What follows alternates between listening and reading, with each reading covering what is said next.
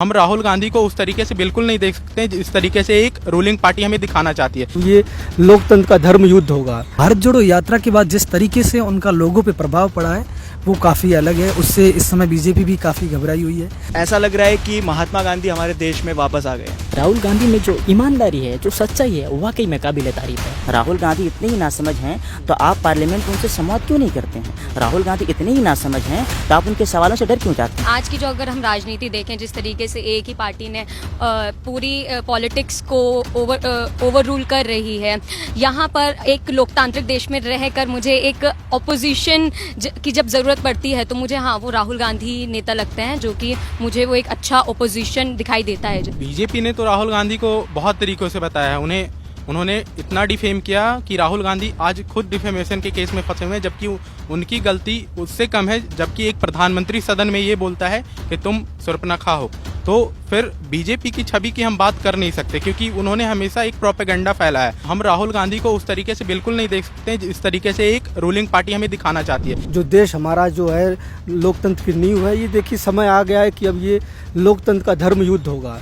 2024 का जैसे महाभारत में धर्म युद्ध हुआ था, धर्म की स्थापना के लिए धर्म युद्ध हुआ था, उसी तरह लोकतंत्र का धर्म युद्ध है। ये कंडीशन देश में आ चुकी है। भारत जोड़ो यात्रा के बाद जिस तरीके से उनका लोगों पे प्रभाव पड़ा है वो काफ़ी अलग है। उससे इस समय बीजेपी भी काफ़ी घबराई हुई है।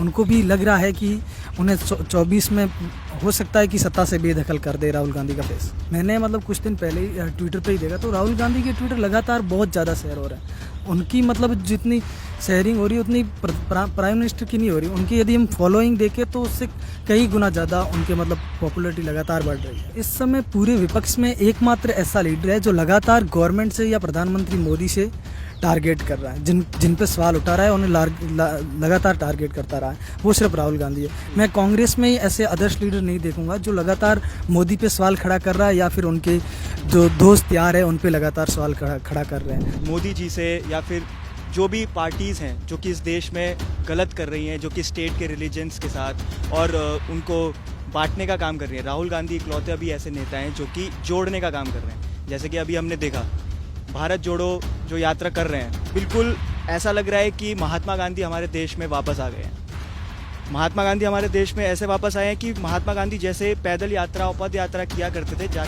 जिस तरीके से लोगों को जोड़ने का काम किया करते थे, राहुल गांधी उसी बातों पे, उसी प्रिंसिपल्स पे चल रहे हैं। भारत जोड़ो यात्रा के पहले के राहुल गांधी जी को मैं देखता हूँ और अभी के यात्रा के बाद के राहुल गांधी जी को देखता हूँ, वाकई में बहुत फ़र्क आया है। जहाँ ट्रक ड्राइवरों से बात कर रहा है, गाँवों में जाके बात करता है, लोगों से जाके बात करते हैं। वाकई में इनका जो राहुल गांधी में जो ईमानदारी है, जो सच्चाई है, वाकई में काबिल तारीफ है। वही मुझे उनकी ओर आकर्षित करती है। वाकई में इसलिए मैं राहुल गांधी को पसंद करता हूँ। इनकी जो ईमानदारी है, इनके जो खून में ईमानदारी, सच्चाई वो भरी हुई है। मैं तो इन दोनों का तुलना ही नहीं करना चाहूँगा, राहुल गांधी और प्रधानमंत्री से, क्योंकि मोदी जी के अंदर वो चीज़ें है ही नहीं। उनके अंदर तो उनको वही है ना, सामने दिखाए जाते कि आपको ये बोलना है, बस वो बोल के निकल जाते हैं। और बहुत बार ऐसा मैंने देखा भी, उनके एक बार यूएन में कुछ हो रहा था तो उनके जैसे वो उनका टेली प्रमोटर खराब हो जाता है, वो बंद हो जाता है। लेकिन राहुल गांधी जी के अंदर ऐसा नहीं है।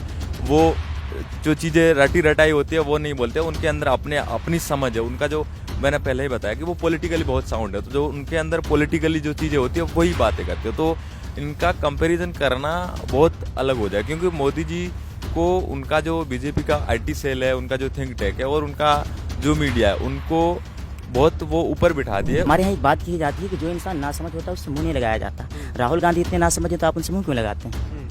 अगर राहुल गांधी इतने ही नासमझ हैं तो आप उनके ट्वीट से परेशान क्यों हो जाते हैं? राहुल गांधी इतने ही नासमझ हैं तो उनके भारत जोड़ो यात्रा से परेशान क्यों हो जाते हैं? राहुल गांधी इतने ही नासमझ हैं तो आप पार्लियामेंट में उनसे संवाद क्यों नहीं करते हैं? राहुल गांधी इतने ही नासमझ हैं तो आप उनके सवालों से डर क्यों जाते हैं? इसका मतलब ये है कि नासमझ कौन है और समझदार कौन है पूरी दुनिया देख रही है। जिस देश की सत्ता को देश के मुद्दों से कोई सरोकार न हो, जिस देश की सत्ता को युवाओं के रोजगार से कोई सरोकार न हो, जिस देश की सत्ता को वहाँ के मजदूरों की मजदूरी से कोई लेना देना ना हो, वहाँ की सत्ता अपोजिशन के ऊपर पर्सनल सवाल के सिवा कुछ कर ही नहीं सकती है, पर्सनल अटैक के सिवा कुछ कर ही नहीं सकती। तो हम भाजपा से इसके सिवा कुछ दूसरी उम्मीद ही नहीं कर सकते। आप क्या उम्मीद करेंगे उससे?